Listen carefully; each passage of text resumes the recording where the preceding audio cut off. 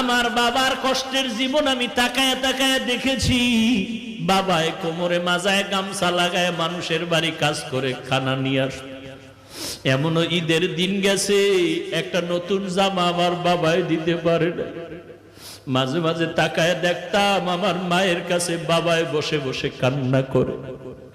আমি বলতাম, রে ও মা, বাবায় কেন কাঁদলো? মা বলতো, তোরে একটা জামা দিতে পারে নাই, দুঃখে তোর বাবায় কান্না করেছে।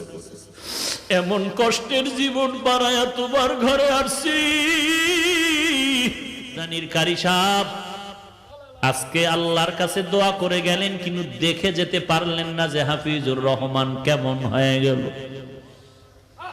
আমার হাত আর তার হাত এক জায়গায় নিয়ে এইভাবে উঠায়া উজানি বৈশা ঘরে বৈশা দোয়া করতেন, আল্লাহ আমার হাতের সাথে ওর হাতটাও তুমি কবুল করে নেও। আমি চাইও ভালো একজন আলেম হবে আর একটা বড় মাদ্রাসা করবে। আজকে ঢাকার শহরে রমজানের শেষের দিকে মাদ্রাসা ঢালাই দিলাম 7,500 স্কয়ার ফিট ছাদ।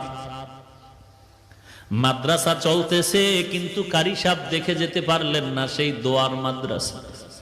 আমার বাবা মা জীবনে ভালো এলেম অর্জন করতে পারেনি, মাদ্রাসায় পড়তে পারেনি। কষ্ট করে করে, কত কষ্ট করে করে লেখাপড়া শিখাইলে, মাদ্রাসায় পড়াইলেন। আমার চাচা দাদা বলেছিলেন আর পড়ান লাগবে না, ছেড়ে দাও।